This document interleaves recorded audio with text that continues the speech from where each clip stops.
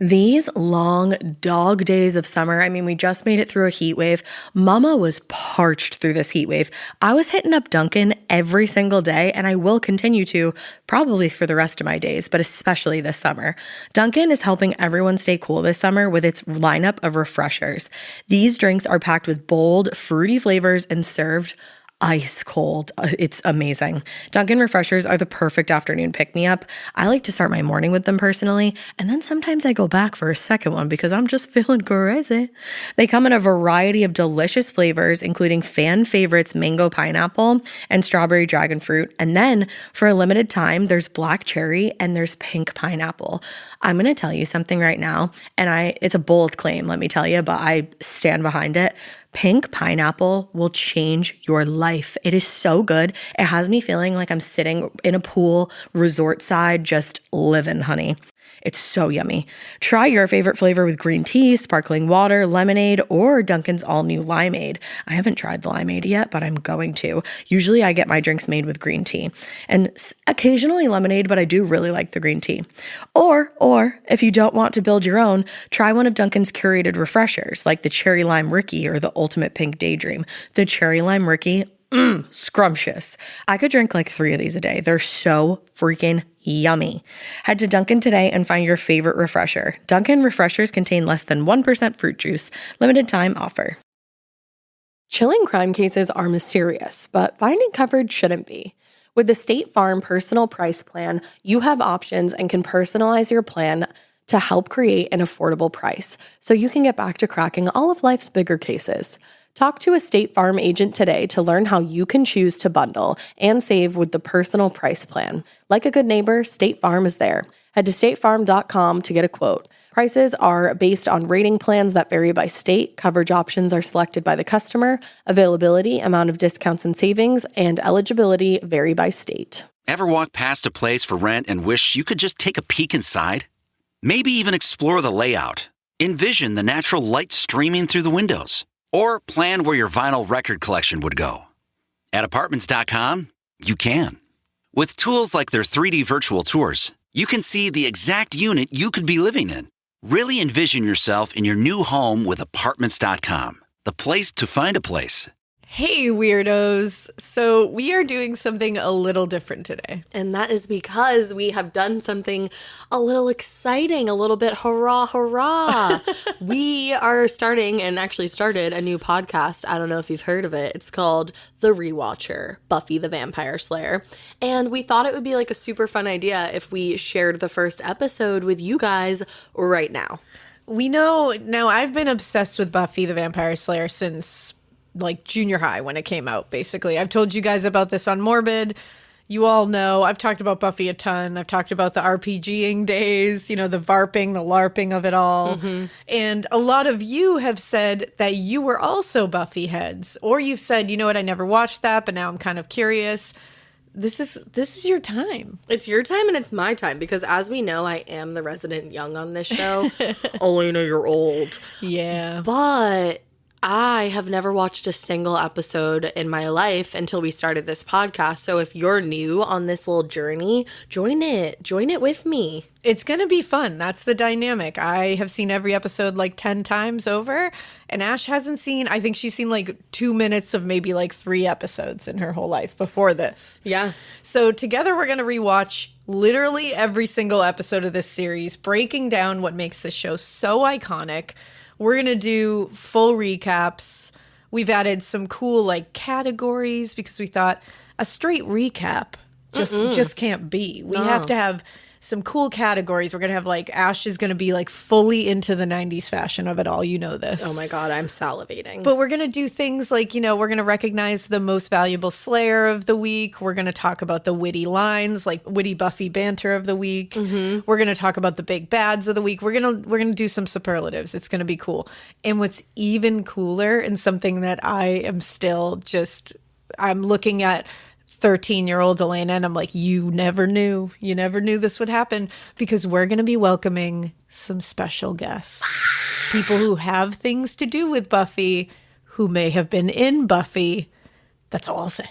Are you sharding or are you sharding? Sharding. The other thing, too, is that we know, like, so many of you guys love Buffy because we've heard that from you. So I think you're all going to love it. And I really think you guys are going to have just, like, so much fun listening to this as I think you're going to have as much fun listening to it as we have making it. Which this has been a blast to make. We are laughing hysterically.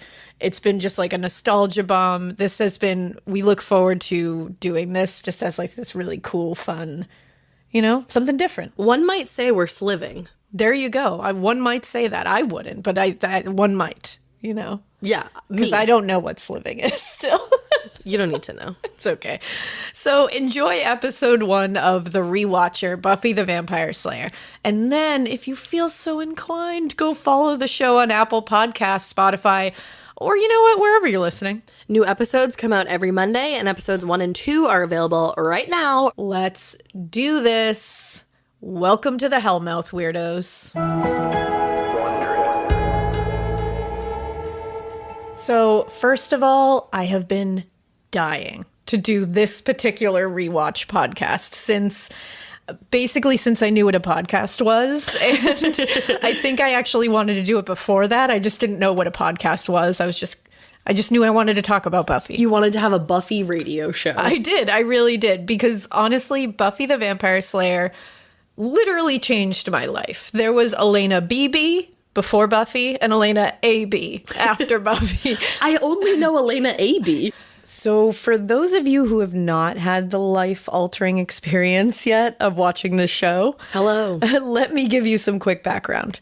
So Buffy the Vampire Slayer takes place in the late 90s. It's about a teenage girl, Buffy Summers, who's just, trying to live a normal life. But it's completely impossible because she's been chosen as the slayer of her generation. Obviously. Yeah, that can mess things up. That tracks. A slayer is supposed to keep people safe, battle demons, other supernatural forces of evil and all kinds of scaries. Okay. So far, nothing sounds amiss. No, it's all on brand. Yeah. So Buffy's played by Sarah Michelle Gellar. Love her. A total badass. And she gets help from some of her friends at school, like there's Willow, played by Allison Hannigan. We got Xander, played by Nicholas Brendan. And her watcher, Giles. Oh, do you like him? Love Giles. Played by Anthony Head. And he trains her, he teaches her, he guides her, which is exactly what I'm going to do for you, Ash. Yay. I'm going to guide you through this because you have never watched this show before. Nope. New. I am Buffy. I'm the new girl in school. Brand new babe in school. Heyo. Which is kind of crazy to think about how it was such a key part of your life and I just never watched it with you. You just weren't allowed to. I was a baby. So you're going to be the newbie here. If anyone's out there right now and they've never seen it either and always wanted to, or maybe you didn't want to, but you're in now. In this together. Exactly. So together, we're going to rewatch every single episode of this entire series, and we're going to break down what makes Buffy the Vampire Slayer so damn cool. We're going to have some special guests every now and then. Ooh. Some fun categories like aged like a vampire or aged like a human, where we decide which of the moments aged well or didn't age that great. If they aged well, then they aged like a vampire. If not, like a human. We're going to have the most valuable slayer of the episode. Love that one, which I think that kind of explains itself. Who's the MVP? Yeah. Who's the MVS of the episode? We're also going to be talking about, which I know Ash is very excited about, fashion hits and misses. Because I love 90s fashion. Yes. And each week I'm going to take a wooden stake stab at what's going to happen next. But don't worry, no spoilers. And we are starting at the very beginning. From Wondery, I'm Alaina. And I'm Ash. And this is The Rewatcher, Buffy the Vampire Slayer. This is episode 1. Welcome to the Hellmouth. Welcome. Insert cool music here. I'm really excited for it. Wow.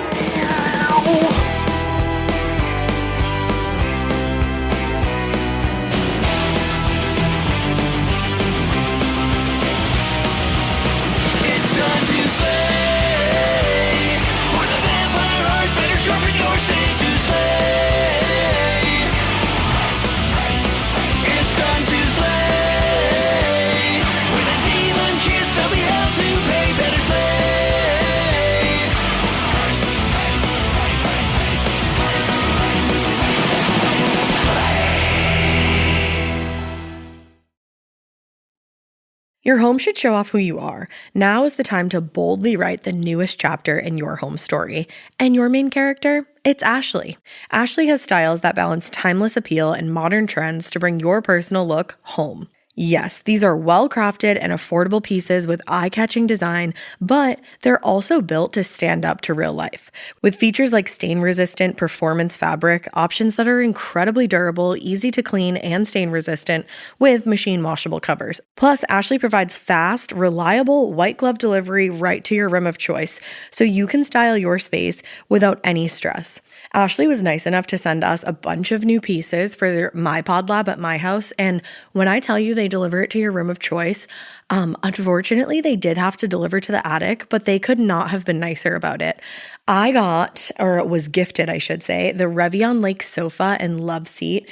It's in this like olive-colored, velvety fabric. It's so nice. I will say it is so freaking easy to clean because if you know me, you know that I have a white cat and a black cat and then a multicolored cat. The white cat loves to just roll all up on this furniture and leave his hair everywhere, but it's so easy to vacuum.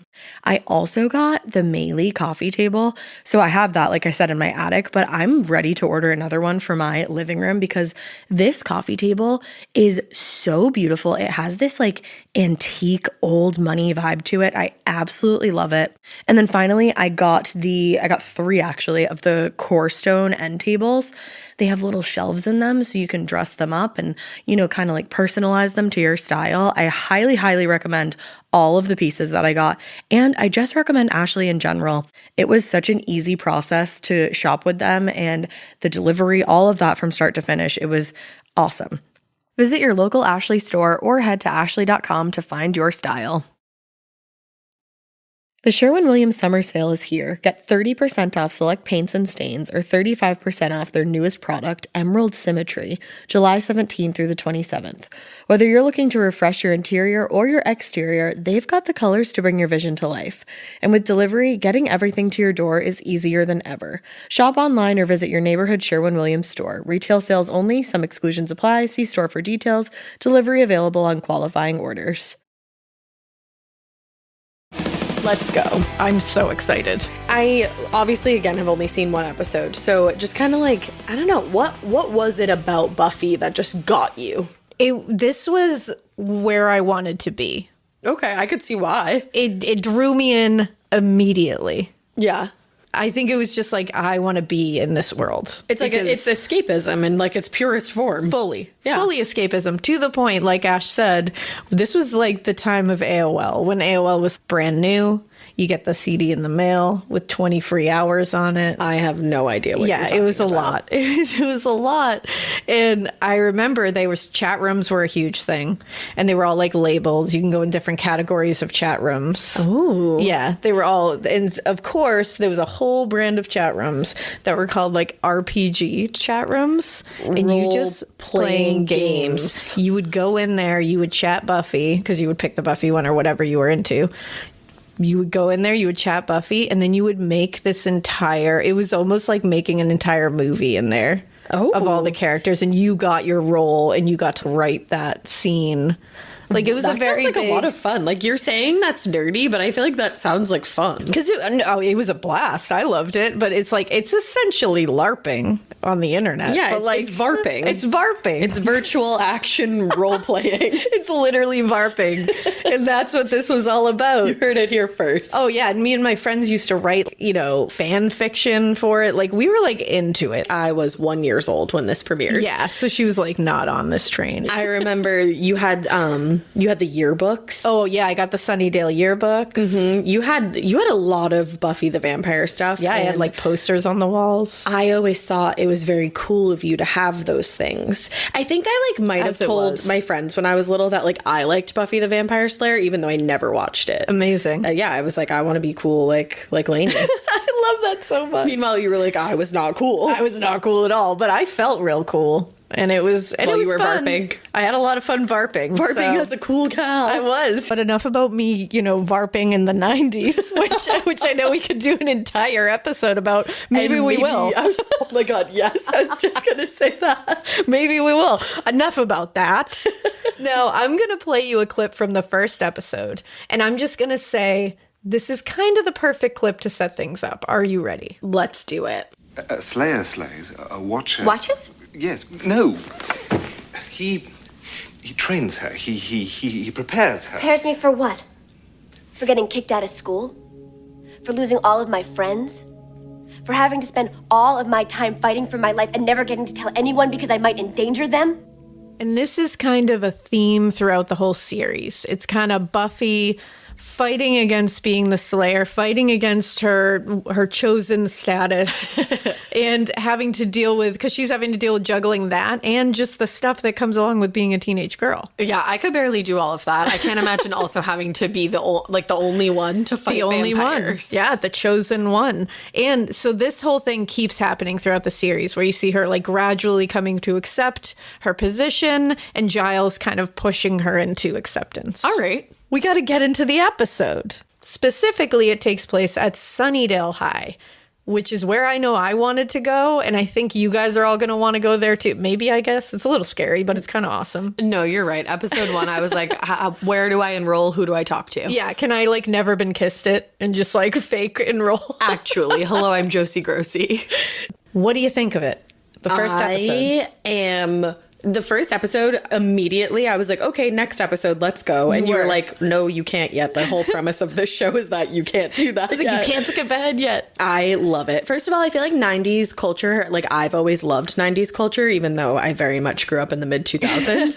But I've always been into that. And I also feel like it's kind of reemerging right now. It is. You know how like fashion... A version of it is reemerging. Yeah, it's not exactly reemerging. Yeah, it's not like on point. Yeah, but you know what I'm saying. You're giving it a shot. So I feel like I'm kind of in it right now. Like I'm in a place of 90s while watching this. I love that for you. I want to be friends with Buffy. Yeah. I don't want to be friends with Cordelia, but younger me would have. I was going to say, but you like kind of relate to her in a way. I very much relate to her. I can see it. I'm not mean. But I could see in your eyes the whole time you were like, ooh. She's cool. Do I kind of get Cordelia? I do. I just don't get her meanness. I did not. I can tell you that much. Yeah. I love all the characters. Like I already want to know more about them and I've already got predictions. I've got a lot of questions. I'm like ready to go. I'm excited about it. So this episode starts, and I believe a lot of episodes start, especially in the first season, with the quote, like somebody saying over it, "In every generation, there is a chosen one. She alone will stand against the vampires, the demons, and the forces of darkness. She is the Slayer." She is the Slayer. It's everything you need to know. It sets you up right away. It really does. And it brings you back to a time of like WB. Oh, right back. Which I think I really only got to experience because I had you. Yeah, because this was really a time for the WB. Yeah, the WB was killing it. And this was also the time when they would do these like very intense like intros. Previews and intros where they would have all the actors from the biggest shows. Like they'd have Sarah Michelle Gellar. They had like the Roswell cast or the Popular cast, which did anyone else watch Popular during this time? You had to have. It was great. Not me. But they would be on like the WB backlot with like the big letters behind them all like lit up like neon. Oh my God. And they would say something like really sassy in their character. And it was... You were ready. But let's get into the episode. So when we first start the episode, we immediately get introduced to Sunnydale High School, which is the smart way to do it because almost everything's going to take place at Sunnydale High School. It's a big part of this entire series. It very much makes sense. This is where we're going to meet Darla.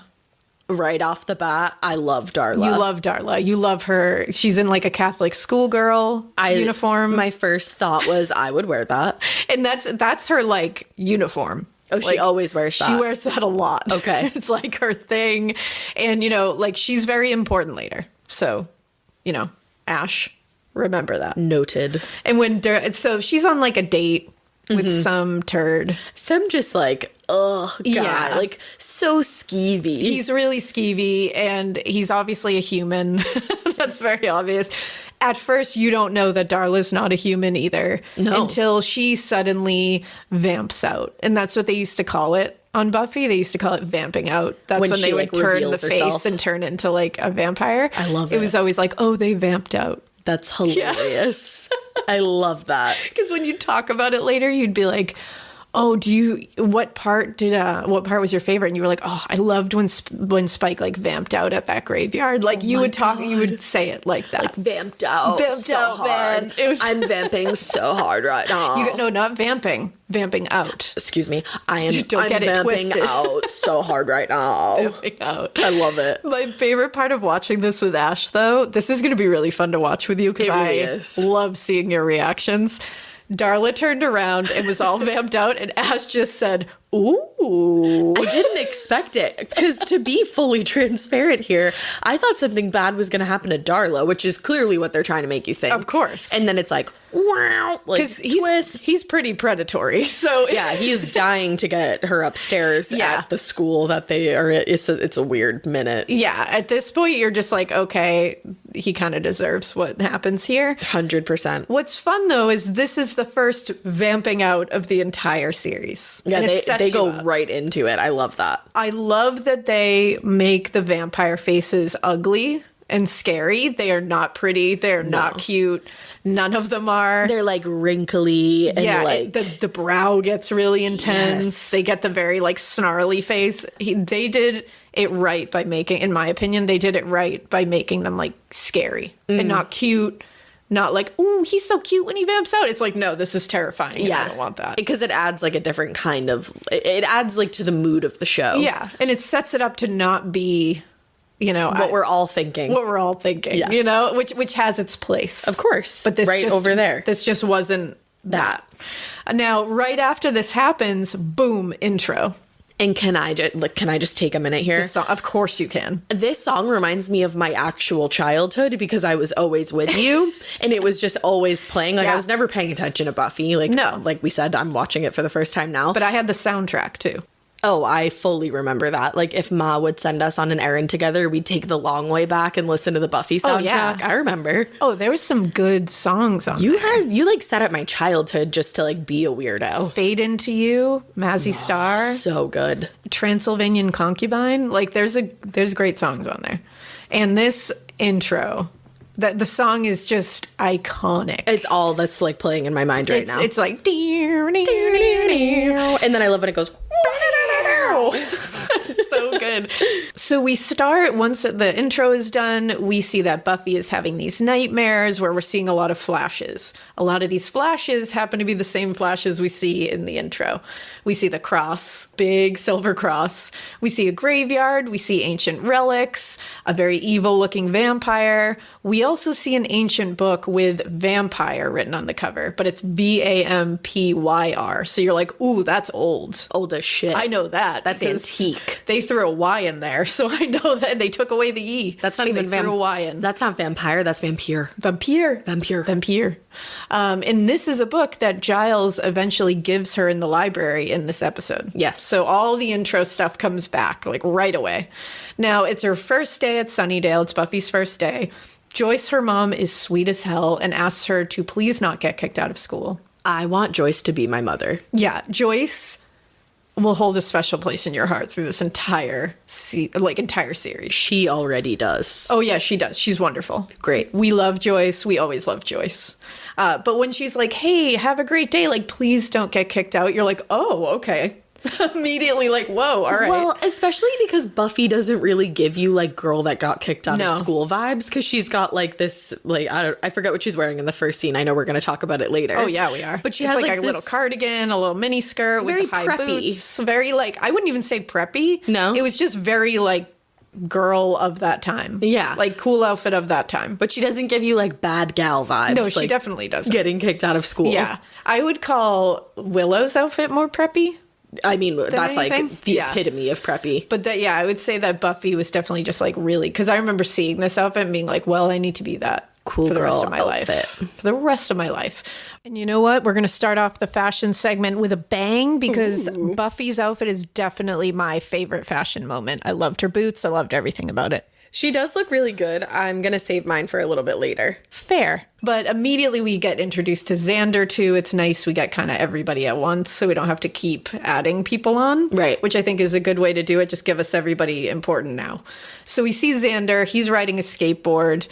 not well, because he catches a glimpse of Buffy walking into school and he almost brains himself on the pavement by staring at her. He was yeeted across the stairwell by love. Truly. Now, luckily, this is also how we meet his best friend, Willow. Such a cutie pie. She's precious. I can't even handle it. Like, her outfit is precious. She's precious. She gives off the sweetest vibes. Like, you're just like, I want to be your friend. Very much. You feel like you would just be like a very kind friend to have. I do really like her. And you know what she is? She is. The only thing that I hate about this outfit is the shoes. Yeah. You hated those shoes so much. I mean, she does mention later that her mom picks her clothes out for her. So, I mean, she's just going with what she's given. Yeah, she doesn't care about that too much. She's there to learn. She's at school for the right reasons. Yeah, she is. She's just there to learn and to help people. You know, Willow for life. Forever. That's all I'm saying. We also meet Xander's friend Jesse. Jesse is Jesse. I'm not going to give him too much of an introduction. I would have swooned over Jesse in high school. You would have loved Jesse. Jesse was everything I was after in high school. I would have loved him. He was a cutie butt. Oh, we love Jesse, but we'll see how Jesse fares. Yeah, I get worried for him later on because the brain cells aren't collectively working together later on. Not so much.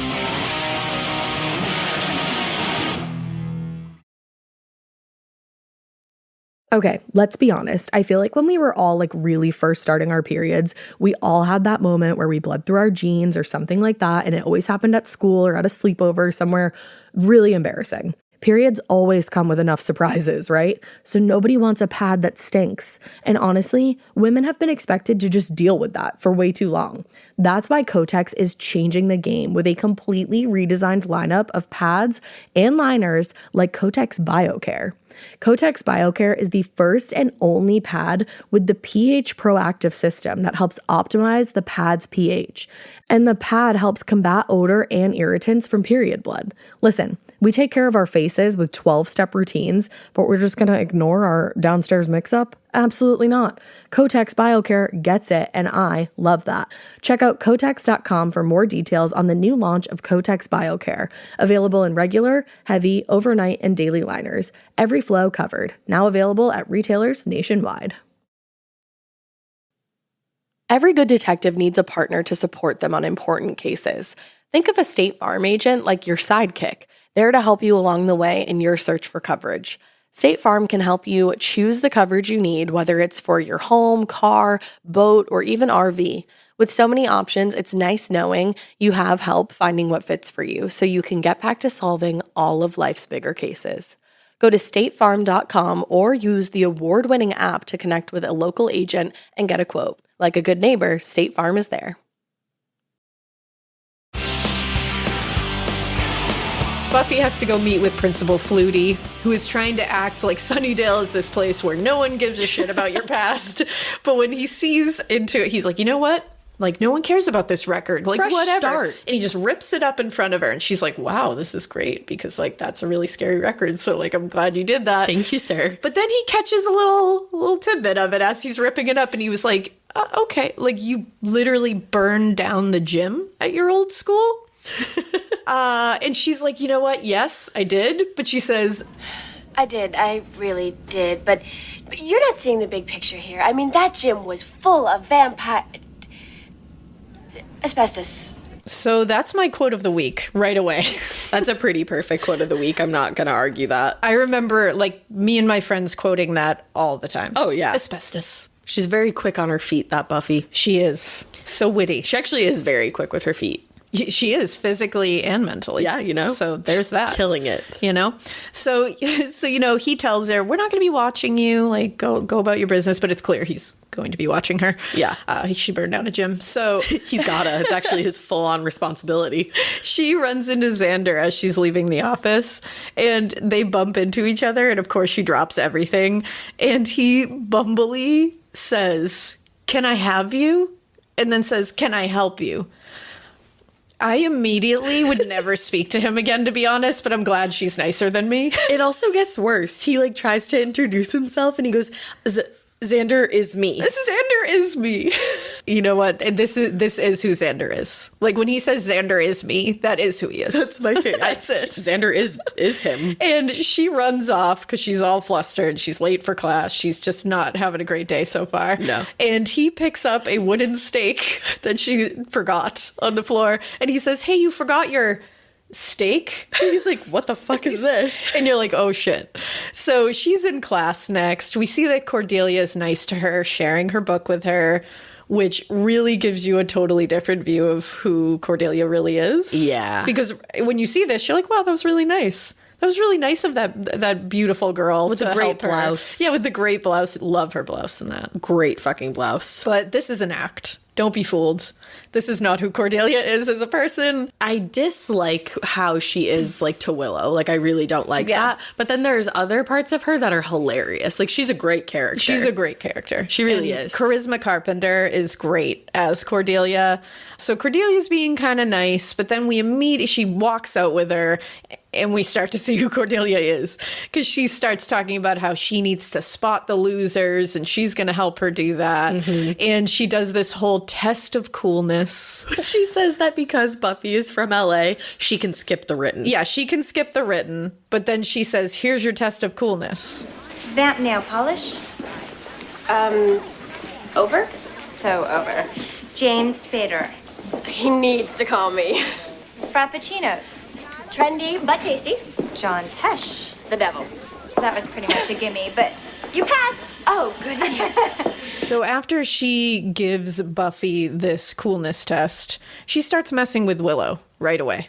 Yeah, and it's immediately you're just like, okay, you're not nice at all, and I hate this about you. Yeah, she kind of like bullies her away from the water fountain, and she makes fun of her outfit. She says, good to know you've seen the softer side of Sears.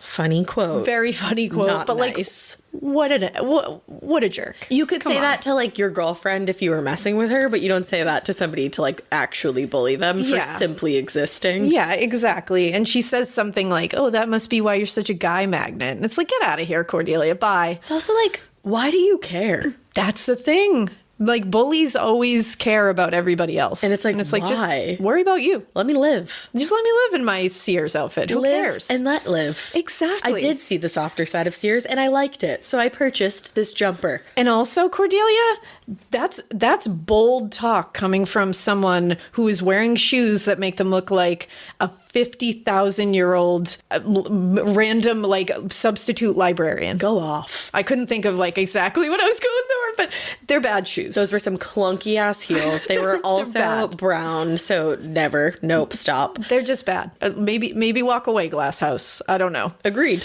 So now we get to go to the bronze, guys, because of course Buffy gets told about the bronze by Cordelia because, you know, Cordelia's the cool girl. And she's like, yeah, it's like the only club in town, which I was like, you're in high school, everybody. And immediately I was like, what? But you're like, all right, go to a club at 16, I guess. I don't know, 17, however old you are. I very much did that. So before we go to the bronze, Buffy has to go to the library. Yes. This is when we meet Giles. Yes. My dude. Hot librarian dad vibe. Hot librarian vibes. I love it. I would say Giles looks elegant. He's very suave. He's very tweed magic. What is tweed magic? I don't know. I love that. It's how I feel about him. I would have had a huge crush on him if I was in school. Like, I would have loved him. Right, because you were Willow. I would have absolutely loved him. Still do. Think he's great. Love his tweed jacket. I have no notes for him. Like, get it, Giles. Yeah, I think he knows what he's doing. He knows what his style is. Yeah, He's- change nothing. Yeah, he's just there. Love the glasses. Love a man in glasses. I know, and I like his. I would Yeah. say that they also age like a vampire. They do. Like, I love Simple. glasses. Married a glasses guy. Loved it. Marrying a glasses There you go. guy. So we're in for it. And he knows who she is immediately because he is her watcher. Now he says, he looks at her and he's like, oh, I know exactly what you're looking for. And he slaps that book down that says across it, VAMPYR. Vampire. Right from her dream, her nightmare, I should say, and the intro to the series. So you know that this is a big deal. And she is pissed. She is not happy. She's like, that's not what I'm looking for. And she she just dips. She's like, peace bye. Out. And me, I'm like, if he had slammed that book down and was like, this is what you're looking for, I'd be like, hell yeah, that's what I'm after, Giles. Alaina would have canceled the rest of her schedule, cleared some extra time in the afternoon, and just hung out with Giles 100%. in the vampire book. I'm realizing now at 36 especially, but more and more I'm realizing I am Giles. I relate a lot to him. Immediately, episode 1, I was like, oh, look, Alaina. That's Alaina. Yeah, I get it. Like, I definitely didn't relate to him when I was younger, but now I'm like, wow. Well, you're wise now. I'm wise now. There it is. Now we cut to some girls talking crap in the locker room, and they immediately get a nice little kick from Karma and they're talking crap about Buffy. They're like, "Ooh, did you see her hair?" Like, they're just gross. And they are clearly jealous because Sarah Michelle Gellar's hair, Buffy's hair, amazing. I would pay for that daily, and you always will. Yes. Like, she kills it with She's the hair. beautiful hair. She still does. She does.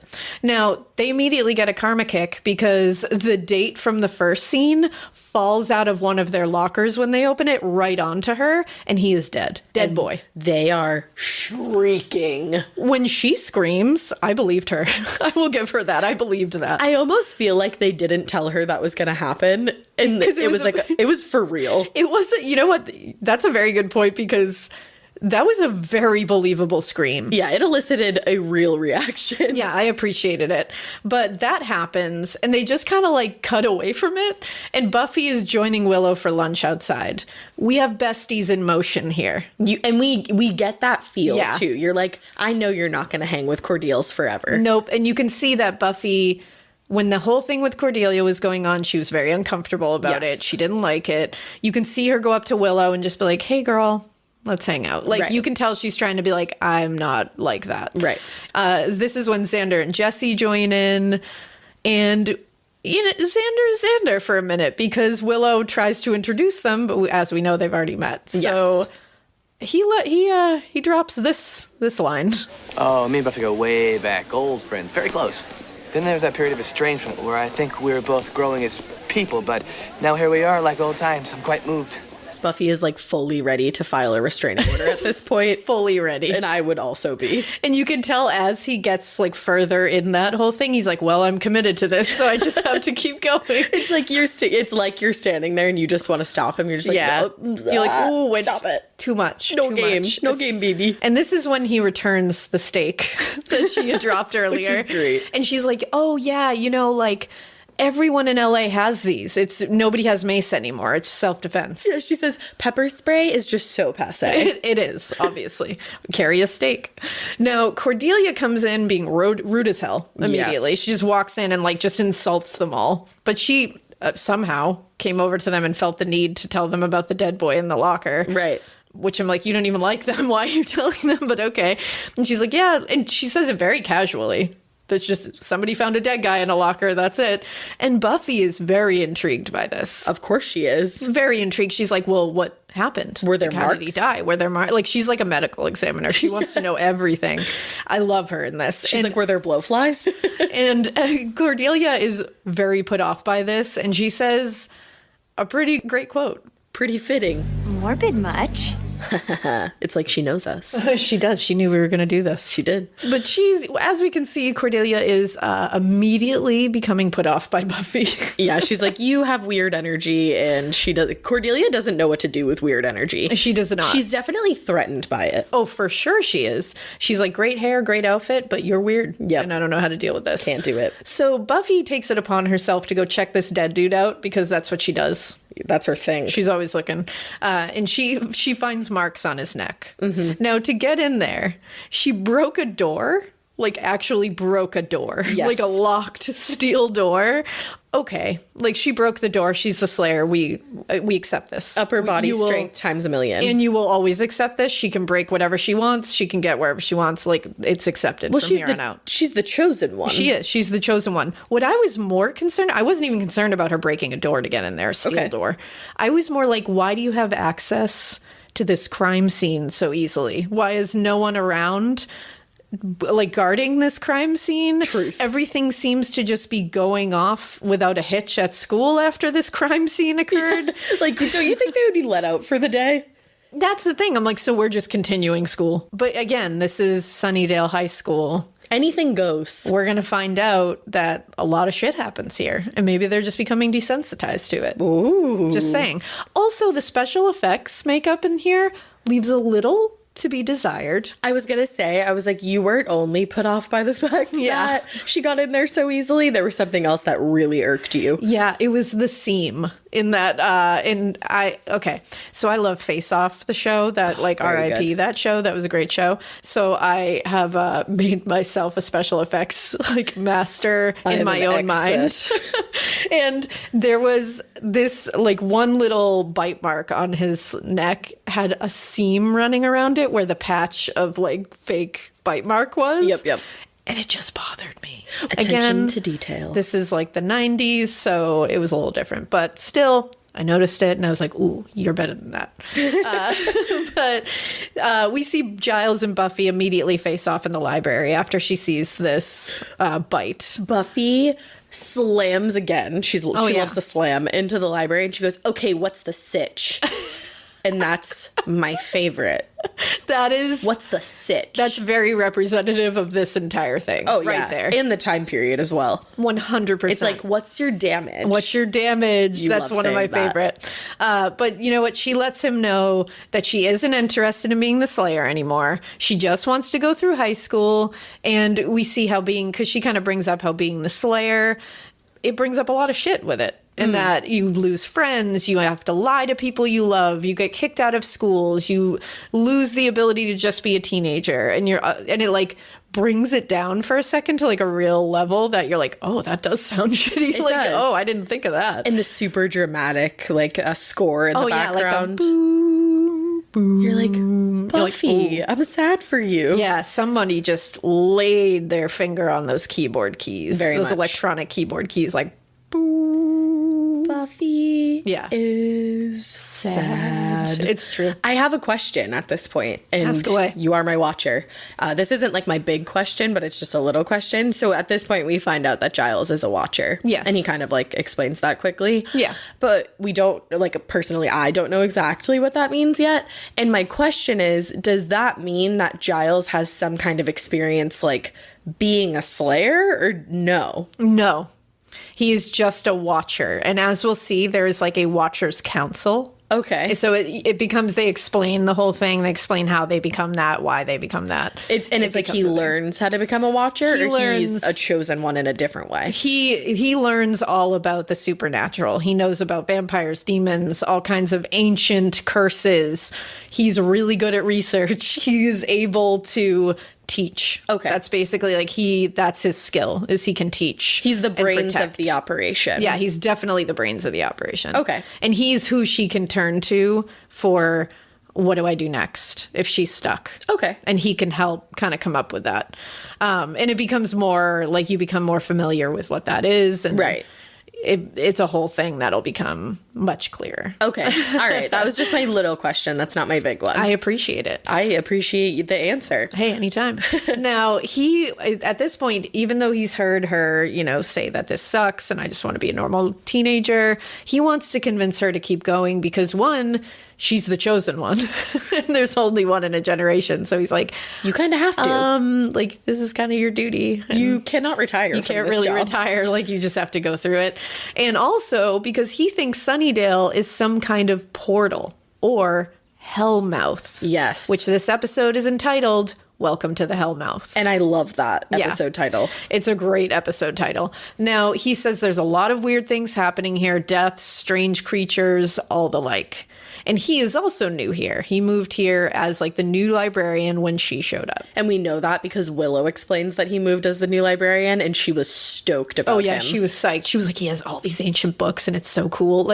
I felt her. I feel like you were Willow and then you evolved into Giles. There you go. Oh, wow. Yeah. I like that. Right? I'll take that. I could see that. I will happily take that. Now, Xander, we find out because she storms out. She's like, nope, not into it. Xander, all of a sudden, peeks out behind one of the stacks because he had been listening the entire time and we had no idea. I was shook. And he just goes, what? That was a perfect rendition of that. He very much is just excusez-moi. It's the way he says it is so what? Like, he's like, are anybody care to elaborate? yeah, like, did I just hear this? So immediately we're like, uh-oh, Xander now knows. Right. Now, Giles keeps after her. He follows her into the hallway, and he keeps trying to tell her, I've been researching this. I've been watching it. All signs are pointing to something big and bad happening soon, and you have to help. And she's like, bye, get out of here. Now we get a quick little shot of literal hell, I think it is. We go underground. That's what I felt like it was. Like, it's very Lost Boys hideout under the school. Yes. We're going through like... Oh, this is under the school. This is under the school. Oh, see, I didn't realize that. I thought we just flashed to like another place. Oh, no, we just whoop right down. Oh, you just changed things entirely for me. Right under the school. Okay. There's candles, there's vampires, there's chanting, there's pools of blood, there's thrones. You meant pools of fruit punch. It definitely looks like fruit punch. You are correct. I was like, can I get a ladle real quick? Can I just have some of that? Throw a little orange slice in there. Delicious. Oh, zest it up. Oh, yeah.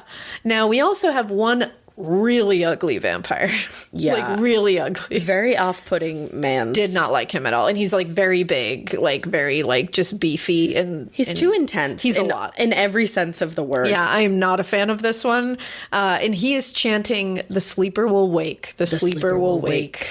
And then finally he finishes it, and the world will bleed.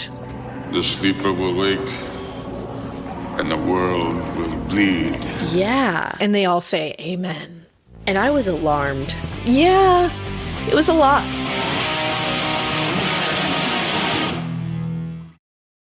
This episode is brought to you by SoFi, the all-in-one finance app where you can bank, borrow, and invest all in one place. Let's talk about bank accounts for a second. The average bank savings rate is 0.39% in interest. You're earning pennies on your savings, and it doesn't have to be that way. But with SoFi's high-yield checkings and savings, the money barely making moves sitting in your savings account can earn over 8 times the national average savings rate with eligible direct deposit. No account or overdraft fees. We love transparency. You can get your paycheck up to 2 days early, plus get up to a $300 welcome bonus when you sign up with eligible direct deposit. Sign up for SoFi checking and savings at SoFi.com/morbid. SoFi checking and savings is offered through SoFi Bank, N.A., member FDIC. Terms apply.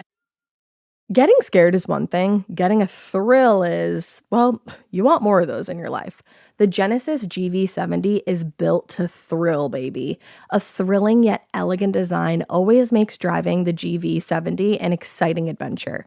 Its powerful athletic stance screams performance and turns heads. Everybody's looking at you, girl, or boy, or whoever. Command the road and experience a class-leading standard 300 horsepower. Oh my God. Plus, discover the different dynamic drive modes for all different terrains.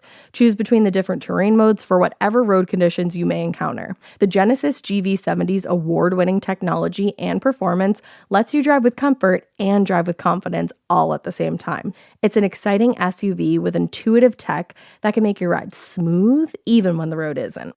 And its blind spot cameras allow you to see what's next to you. It's like having eyes on the side of your head. That's pretty iconic. Its performance, by the way, is measured not only in power, but in how it makes you feel confident, sexy. The Genesis GV70. Learn more at genesis.com and feel the GV70.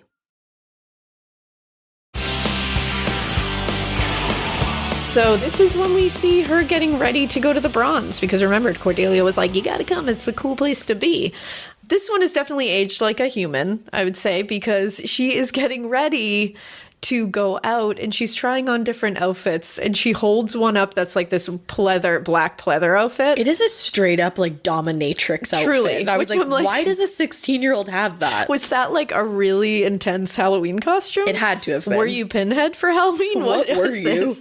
But she holds it up and she says, "Hi, I'm an enormous slut." Yeah. And I was like, ooh, it was like very jarring, because you would never hear that in a show now. The world has changed. It would certainly not be on like a teen show No. that they are. But back then, obviously, things were different. People said different stuff, but it was very jarring to hear now. So I would say that one definitely aged like a human. Definitely. Didn't age well at all. That was, I think we shared the same segment idea. Because when it came up, we both were like, ooh. Woof. But we get her walking to the Bronze, and she's not wearing that outfit, so don't worry about it, I guess. Now, she's walking to the Bronze. It's dark. She's walking down some side streets. Someone is clearly following her. Yes. Buffy knows this because she is Buffy. She has super Slayer senses. Of course. She knows, but she keeps on walking. She heads to an alleyway, and boom, she Simone Biles herself up onto a pipe. Literally, it's like the Uneven Bars, where she's just like doing a handstand on the pipe. And like perfectly straight. She definitely has pointed toes even. We don't see it. I just know it. Yeah. And then she swings down and she tackles this thing that is following her to the ground. And I just have to say that I think this is yours as well. This is my badass Buffy moment of the week. This is a pretty badass Buffy moment of the week, I would say. This is where we meet Angel. And this is when I am in like Flynn. I knew Ash was going to love Angel. Okay, Angel.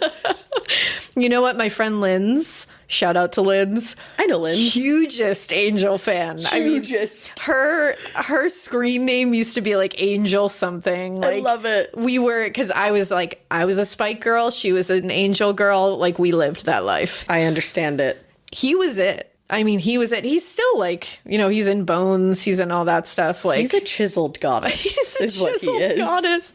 Have you seen that jawline? Could mess you up. Yeah, I mean, he was a good looking guy. He always looks okay. Are you all right? But I hate the giant collar look. Like that oversized collar. He commits to this look like for a long time.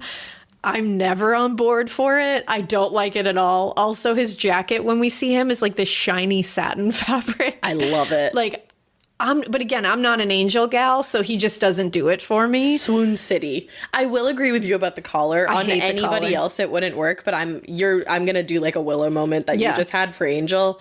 It works for him.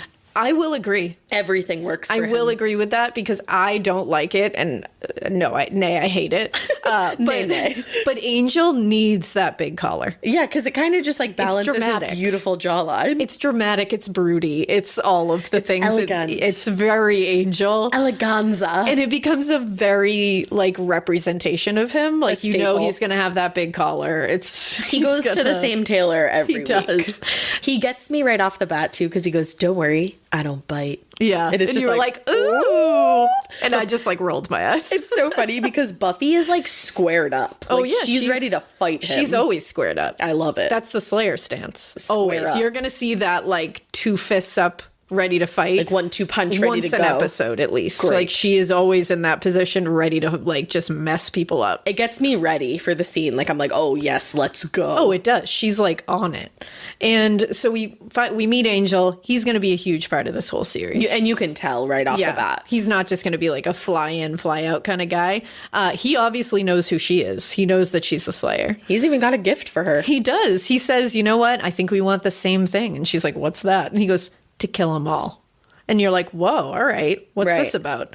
And then he says something about, you know what? We're at the mouth of hell and it's about to open. Then he throws her the cross necklace that we saw in her nightmare and in the intro. Mm-hmm. And he tells her, you got to be ready. And she's like, for what? And he says, for the harvest. You're standing at the mouth of hell. And it's about to open. Don't turn your back on this. You've got to be ready. What for? For the harvest.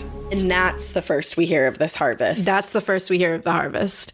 And he leaves broodingly, like he broods away. Mm-hmm. Just like he always and forever will do, by the way. He is a brood master 2000. I know he is. Brooding everywhere. Brood. Everywhere. Also, the harvest sounds so metal. It does. And so awesome. I feel like it's going to be like harvesting human bodies to eat though. Yeah. So I'm not stoked. But when you just hear like the harvest, you're like, hell yeah. It very much so. And also at this point, Buffy goes, who are you? Yeah. And he's like, I'm a friend. And she goes, maybe I don't want a friend. And you can tell right off the bat that she wants to be more than his friend, honey. And then he turns around and all sassy. And I'm just like, oh, guys, make out. And he goes, I didn't say I was yours. Yeah, well, maybe I don't want a friend. I didn't say I was yours. I love it. I love it so much. I'm like, just shut up and kiss. Like, this is Ash's perfect. And I knew it. I was God. like, she's going to love this meet cute. It's my sexual tension moment of the week. I knew you were going to love this introduction for Angel. I love. And I know they're not in love. Like, I know this is going to be a weird thing, but You don't know. I don't know. You don't know anything. Is it getting a little hot in here? I don't know. You are in the sun, so maybe. Very much. But yeah, this is a very good introduction to Angel. It kind of gives you exactly who he is as a character. Yeah. There you go. I was like, what is the word? What is Person, he? vampire character. Person, vampire character. Enigma. There you go. He is what he is. Now, she goes right into the Bronze. We hear there's always a band playing at the Bronze, and it was always the band that was happening at the moment, usually. Okay. And this time, for the first episode, they got Nerf Herder, who also performed the Buffy theme song and the theme song to our podcast. I know, it's crazy. We got Nerf Herder to write and perform an original theme song for this podcast, and we're very obsessed with it. I love it. I could not stop listening to it when it got sent to us. I listened to it on repeat. I actually headbanged so hard that I pulled a muscle. I love it. So this is when I personally get into a little bit of a Cordelia moment, because Willow needs to burn everything that she's wearing right now. Why is she wearing that? How? Who let her wear that? It's so bad. Okay, I mean, I hate it. Willow's character, this is just who she is. It is. And I love her. I want to help her. I want to have a clueless Ty moment. Yeah. And fix it all. She kind of she is who she is, like, through the entire series. Oh, yeah. Her outfits are very Willow through the whole series. See, I'm not thinking about, like, her personality. I'm just thinking of, like, what I like and don't like, and I don't like this. And I do not like this. I'm not here for this. I would say Xander's looks are so quintessentially 90s guy. 90s skater boy. Like the big open button-ups that are like oversized, the big like the almost Jenko jeans that are happening. Like there's the little necklaces with little charms on them. Usually they were like a yin and yang kind of thing. I'm waiting for a puka shell necklace. Oh, there's going to be puka shells galore. There's just... It's very 90s. I love Xander's looks. Yeah, and his haircut, like the mushroom cut kind of thing, like the messy one. Yep. It's very much of the time. I appreciate it greatly. I would have thought he was adorable. Oh, I would have been very into Xander. So we're back at the Bronze, and Buffy runs into Willow at like the bar area, but she's just eating raisins. I am angry about it. I'm like, Willow, just do yourself a little tiny baby favor. But, you know, like, they are, like, teenagers, though. So it's like she can't be sitting there drinking at the bar. And it's like, maybe they had raisins. Could she just have, like, you know, like, the bar snacks that have, like peanut, like a trail mix? Even, just a trail mix, even. Yeah, it's true. I want her to succeed. And, like, I want her, you know what I mean? Yeah, it's a lot. It's a lot. I'll give you that. That's a lot. Thank you. You were against me at first on this, and I was like, no. If you saw somebody eating raisins, I can't even say it. You can't. I can't even bring myself to think about myself doing it. But if you saw that, you'd be like, what? Yeah, because you're just like that. That's not helping you. That doesn't fit here. But while she's eating raisins, she walks up to her, strikes up a conversation because Buffy, again, sweetheart, is a good friend. And she's coming up and she's like, let's chat. Let's get you away from this bar with these raisins. Now she tells her, they kind of have a little discussion about like, you know, seizing the day and being like having more confidence, because Willow's saying, I have no confidence. Like, it hurts. Yeah, it's really sad. She's just kind of like admitting that she feels very inadequate. She can't really talk to guys, so she doesn't date a lot. She gets very nervous. So Buffy kind of tells her, you know what? You know, basically tells her YOLO. Like, tells her, like, you could die tomorrow. She's like, get out there, girl. Go after it. So she says, seize the moment. Like, have the confidence. Just do it when you can.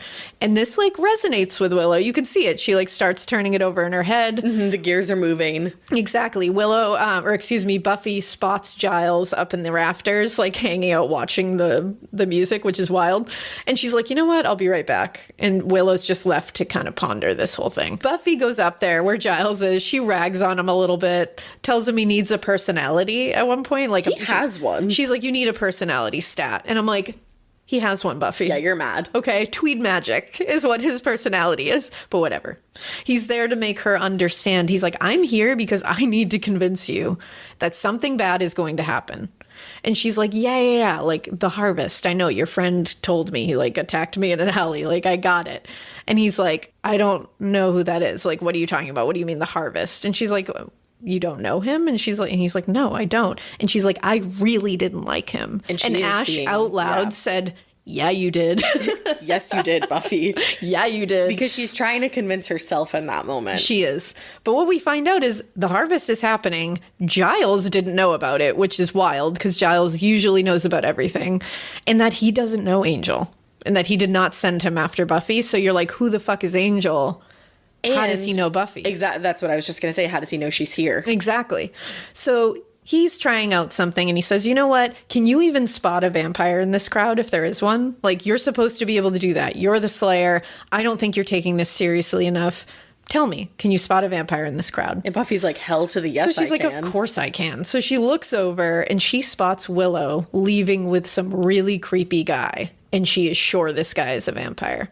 She points to his terrible fashion as proof because she says only someone living underground for 10 years would think that is a look. And boy, was she accurate in that assessment. It was a big collar, I'll tell you that much. It was a big collar and it was a lot of pattern and a lot of stuff going on. Yeah, a lot of color. So she goes to save Willow. We're seeing our first like Buffy in action moment. And Willow in distress moment. Cut back to Buffy, who is going after this guy, and Willow. She breaks a chair leg into a perfect stake as she's walking. It sums up the show. It does. It really just boop, breaks it. Perfect stake in her hand. Now she does that stuff a lot. She's ready to go. She's ready. At all times. And she ends up running into Cordelia and she almost attacks her with a stake because she thought she was this, this guy. And she literally holds her up by her neck onto a wall. I was going to say. And Cordelia is not happy. She's like, about this. Her face. Not like, happy. What just happened? Like, Buffy's cool factor dipped significantly in that moment. It exited the building. Yeah. As far as Cordelia is concerned. It bottomed out. In that moment, it was gone. And never in this to return. moment, I'm not sure if you have the same one or not, but this is my that Slade moment. Oh, yeah. I would say this made me laugh really hard. And this is another very quotable moment that we used to say all the time. And I'm going to play it for you right now. This is that Slade. God! What is your childhood trauma? Have you guys seen Willow? Did she come by here? Why? Do you need to attack her with the stick? Jeez. Excuse me. I have to call everyone I have ever met right now. And that's Slade. I love that. Just the excuse me. I have to go call everybody I've ever met right now. It's so good. It's everything to me. It really, and the what is your childhood trauma was a very quotable thing back then. Now it seems like it's one of those things that maybe aged like a human. Yeah. But back then everybody would say it's like what's your damage, Heather? Yes. Like it was very much a like what is your problem? Like what's your deal, man? Yeah. But really quickly, can I just say, I also really love her fashion in this moment. She's wearing like this gorgeous blue that's like my favorite color. I love the neckline on her dress. It's almost like a square neckline. And she also has this like little tiny bag. The mini bag. The mini bag, which is the thing now. And it's a thing that I personally love. It's an overall 10 out of 10 for me. And her hair. Oh, how did I not talk about her hair? Her hair. The blowout that she got. Yeah. Was that from Dry Bar? Was that like, where did that happen? I need to go yesterday. It's an enviable blowout. She also Truly. just has, again, like just like Sarah Michelle, she has great hair. She does. So it really, like, you can really do no wrong with hers. So then we suddenly see further into the bronze because Buffy walks away from this whole situation. My mans. And we see Jesse. I love him. I love him. Talking to Darla in the bronze. Buffy doesn't even spot her as a vampire, by the way, just walks right by her. Well, she's like a little bit preoccupied because she's really worried about Willow. She is, but I'm like, that's a bad vampire right there. Yeah, that's like probably the bad vampire. Talking to Jesse, who is like your new friend. When this happened, because we see him talking to like a girl with blonde hair, suddenly she flips around in the chair that is a very 90s chair, and it's Darla. And Ash literally goes, oh, Darla. I did. I very much did. Said it out loud. Darla. I'm telling you, so fun to watch with Ash because fun to watch with somebody who has never watched it before because you're just like, and it's like my reactions when I first watched it. So it's fun. I'm happy to provide you with that experience. I appreciate it. So Xander kind of lets her know he heard everything in the library because she runs outside. She runs into Xander. He's like, hey, by the way, I heard everything in the library. And she's like, hey, I'm on my way to save Willow. Can you maybe save this? Right. For a second. And he's like, the way he says it is strange because she's like, I gotta go. Like, I got something to do. And he's like, oh, I think, what does he say? Like, I forget exactly how he intros it, but he's like, he basically says, I know you're the Slayer. But he goes, I know you think you're the Slayer. And that is something that I really want to talk about with you later. Yeah, we definitely are going to hit upon this again because just him knowing or seeming to know what's going on is like a pretty big deal here. Agreed. But what we see here, too, is the Scooby Gang beginnings. Ooh. Because now that Xander is getting brought into this, you're like, ooh, Scooby-Doo. He's gonna know. We'll get further into the Scooby Gang. That's what they're called. They call it, like, they end up being called the Scoobies. Like, that's cute. Yeah, it's the whole gang. I love that it's the Scooby Gang, too, because then Sarah Michelle later is in the Scooby-Doo movie. There you go. Funny. It works out. All of a sudden, we cut back to hell. Hellmouth, the mouth of hell, where we see that a vampire that is called the Master comes out of that bubbling fruit punch, which I'm assuming is supposed to be blood. I hate him. He's fully clothed. He's completely dry when he comes out. Confused. Magic. He's bald. He's like he's vamped out like all the time. He's just vamped out. He's living in a place of vamp. Yeah, he's always living in a place of vamped out. Apparently, though, he says he's weak and they have to give him people to eat so he can get stronger. He gets a little predatory with it here. He gets very predatory. Yeah, not even a dash. He says, basically, get me a young one. He says, Luke, bring me something young. Yeah. And Luke is like, sure thing. I do, however, need the Master's chair. He does have a very cool chair. It's a great, like, throny kind of gothic chair. I appreciate it. Iron Throne, but like a little different. Yeah, like not at all like the Iron Throne. Yeah, but like Iron Throne, but entirely different. I was like, not even a little Iron bit, Throne, but just get the idea of the Iron Throne out of your mind while you make this chair. And just think of a chair. Cool, thanks. Like a goth chair. Yeah, that's your assignment. There you go. No. So already we're like, uh-oh, this must be the sleeper wakes. The sleeper wakes. The world's going to bleed. I'm assuming the Master was the sleeper. Now the world's going to bleed. And that's no good. Is this the full-blown harvest right now? Yeah, like what's happening here? It sets you up to be like something bad's happening and that there's vampires out there that are getting people to give to the Master to strengthen him. So this is bad. Now we cut back to Willow, who has left the bronze with that guy that Buffy is trying to find them. Willow is full-blown seizing the moment. She is seizing that moment. Unfortunately, this is not the moment to seize. Yeah, she misunderstood the assignment a little bit. They're heading into a graveyard. And he's like, this is a shortcut. It's never a shortcut. And it's like, oh, I don't think so. Whenever they say, like, I know a shortcut, the answer is no. They're going to kill you. Yeah, no. They head into a crypt, which should have never happened. Like, never should have happened. Also, he walks into this crypt and he's like, ever been in one of these?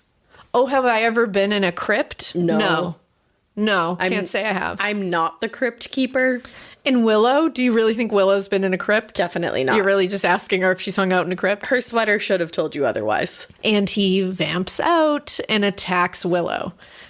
Immediately they are interrupted because she's like fighting him off. Darla comes in with a half-drank Jessie. And he's saying, I think you gave me a hickey. I think she gave me a hickey. I'm like, she gave you more than a hickey, bud. And he's like, what the hell? Like the other vampire's like, you're supposed to bring him to the Master. And she's like, I got hungry on the way.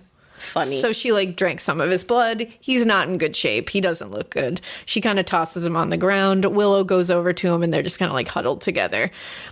I mean, basically they are gathering teens for this Master, which is like a very unsettling thing. He asked for young blood. But you know what? Here comes Buffy. To save the day. She's witty. She's ready to banter. She's ready to fight.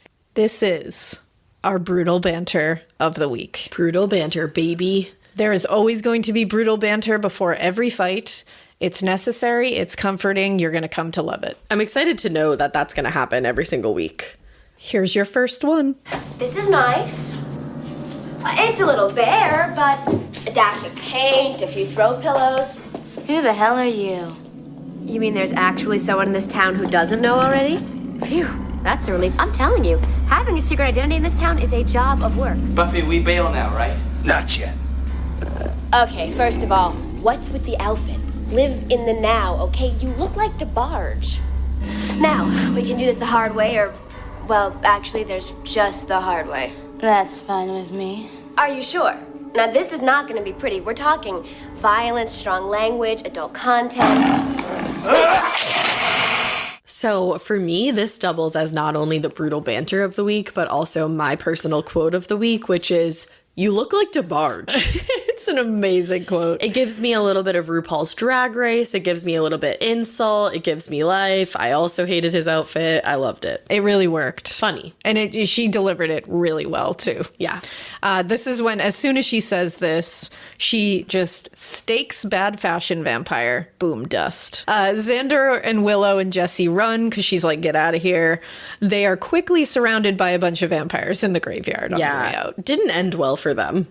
No, it definitely didn't. It's looking bad, and we get it to be continued moment. But first, we see that Buffy is holding her own with Darla. Mm-hmm. Luke shows up though, and he messes stuff up. He yeets her across the room with a force of 1,000 suns. He does. He ends up throwing her into like a grave, like a crypt there, and like into a tomb, I should say. Yep. And he tells her there's a harvest coming and the blood of men will flow like wine and the master will walk among them once more and the earth will belong to the old ones and hell itself will come to town. Yeah. Whoa. What do you say to that? You say, whoa. Yeah. And he goes to bite her and then boom. To be continued. The fact that I actually had to end here too, like, you know what happens next. You're fine. You're sleeping at night. I'm good. I'm not. I'm good. I know that Buffy obviously continues because there's many, many seasons, but what the heck is going to happen? What's going to happen? I don't know. Well, you know what? We're going to talk about what our big bad of the week was. This is who we think was... Usually it was referred to at the time, the worst, like the bad guys in Buffy were referred to as the big bad. Yes. I believe she is the one who coins that term at some point, like, ooh, the big bad. Yep. So who is our big bad of the week? We might have the same, we might have different. So who is your big bad of the week? Okay, so obviously there was like a lot of moments with multiple people that could have been the big bad. Could have been Cordelia for being mean, could have been Master for being gross. I am who I am, okay? It's Willow for eating raisins at that bar. I love her, but that's big bad energy. That is big bad energy. Sorry I will about give it to you. Stole the show for me. You know what? I respect that. Thank you. I respect that choice. I appreciate it. I really do. I'm going to go with the Master because I feel like he's trying to like, he's asking for young ones to be brought to him. That's pretty big and bad. But I will give like an honorable mention to Cordelia for just being a bully. Yeah. That's big and bad to me, and not in a good way. I'll sign off on that honorable mention. Yeah, for sure. So we got our big bad. Let's talk about our most valuable slayer. And this does not need to be an actual slayer. It just needs to be our most valuable player of the episode. Okay. I'm gonna throw you off, I think, a little bit with this. For me, the most valuable Slayer was Xander. Ooh. Because I feel like he was very valuable in this episode. First of all, he listens in on a conversation that he probably wasn't supposed to hear. So right off the bat, we need to pay attention to him because he's got some information. There you go. And then number 2, that whole conversation where he's talking to Buffy. I think he knows something. I think he's a valuable guy in this episode. That's interesting. All right. I like it. I respect it. All right, cool. Thank you. Mine would have to be Giles. I saw that coming from 42 miles away. For very obvious reasons. He knows everything. He does. He's great. And he's just there to help. And he's trying to get her like to do her job. He's like, this is your job. Let's go. We need you. You're the Slayer. You're the chosen one. You know it. I know it. We all know it. Let's go for it. And he's not giving up. He's persistent. And he's trying to keep her on track. So He is. I see that. And one more time, he's having a tweed. He's tweed magic is what he is. Tweed magic moment. He's tweed magic. And also I liked that he threw like some learning in there without her even realizing it. Like he did some training while she didn't even realize he was, because he was like, I bet you can't even spot a vampire in here. And she was like, yeah, I can. And she went for it. In his head, he was like, I knew you could spot a vampire in here. I was just making sure that you knew. That's very much you energy. I love feel it. like sometimes that happens to me too, and I'm like, I know what I'm doing.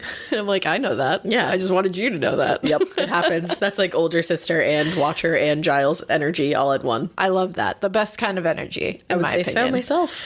Do you have anything that you would like to ask the Watcher? Which is me. I do. Hi, Watcher. Hi. Nice to meet you.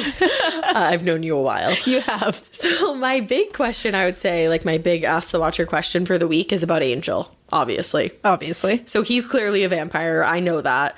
Buffy doesn't. She's like, who the heck are you? Well, she probably knows he's a vampire. But anyways, so he clarifies he's not her friend, but he also gives her a gift and makes it kind of seem like he's her friend.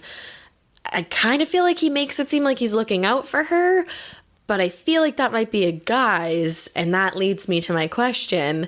Is he connected to, like, Darla, Luke, and Master, but is he angsty about that for some reason? He's always angsty. Okay. So very good observational skills there. You nailed him as a character. He is angst personified. He feels that way. Angst, Angel, same exact thing. Angst, Angel, alliteration. Yeah, you can say I'm feeling very Angel if you are feeling angsty, and it'll mean the exact same thing. Cool, good and to most know. people my age will be like, I get that. I know what you're talking about. Okay. So, yes, there is a connection between these things, particularly Darla and Angel. Oh, okay. Just want to say that. Just the two of Angel them. is indeed a vampire, and there's a good and really complex reason for him not attacking Buffy and for him wanting to attack other vampires. Like he said, kill them all. Yes. He's in control of his stuff. Like, a lot of vampires are not in control of what they do. But he is. But he somehow is. There's a reason for him being so different, and it is going to become very clear very soon. Okay. He's a very different kind of vampire. I love that your answer just led me to more questions that I will save for next week, probably. And it will become clear. They really give Angel's story, like, you get the treatment pretty quick. Like, Okay. you'll start to understand what's going on. Okay. Because it's very important to the rest of the series. Good to know. Yeah. And on that note, I think we will end with our wooden stake stab, which is Okay. going to be Ash making some prediction based only on what she has seen so far for what is going to happen next. So take a stab. Okay, my wooden stake stab kind of goes along with my most valuable slayer or player of the week. I'm on to Xander. Xander knows something. My wooden stake stab is that because he says, I know you think you're the slayer, to me that says he might know of another slayer. Like, there's another Slayer already out there. That he he's knows aware of, of. I think. Okay. I think that is a very valid prediction based on what you observed here today. Okay. Xander did make it seem like he possibly knew of another Slayer. But remember, he was confused in the library pretty genuinely. That Yes, what? he was a was. very genuine what. He also could just be thinking that she's like a little cuckoo right now, and that's why he's saying, you think you're the Slayer. I know you think that you're the Slayer, but like, I think that you need to sit down and maybe talk to someone. Like, because should I like get something's you- happening here. Yeah, like, should I get you, like, a cool compress? Like, are you a little out of touch with reality? That you think you're a Slayer. I don't know. Just I don't know saying. if I trust you, Watcher. I don't know. What's I the don't know. sitch? What's the sitch? Well, guys, that was episode 1. Welcome to the Hellmouth. If you were watching along with me, thanks for watching with me. I had so much fun with you. If you were watching me watch like Alaina was, what do you want to say? It's been so much fun, and I can't wait to keep going. And we are going to keep going, and it will be time for the harvest. The harvest is coming. And if the apocalypse comes, beat me. Okay.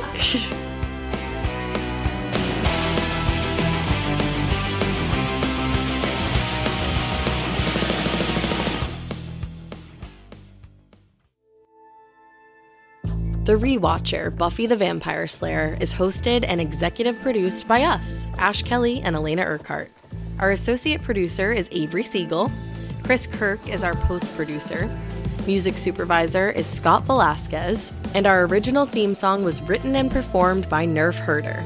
For Wondery, Emily Feld is our senior producer.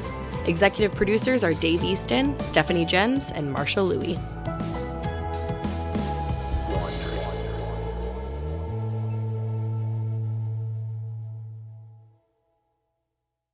Ever walk past a place for rent and wish you could just take a peek inside? Maybe even explore the layout. Envision the natural light streaming through the windows. Or plan where your vinyl record collection would go. At Apartments.com, you can. With tools like their 3D virtual tours, you can see the exact unit you could be living in. Really envision yourself in your new home with Apartments.com, the place to find a place. I like things my way. My coffee, my schedule, and my treatment. So I talked to my doctor about self-injecting with the Vyvgart Hytrulo pre-filled syringe, which contains efgartigimod alpha and hyaluronidase QVFC. It's injected under your skin, subcutaneously. It means I can inject in my space, on my time. It's my treatment, my way. Visit VyvgartMyWay.com.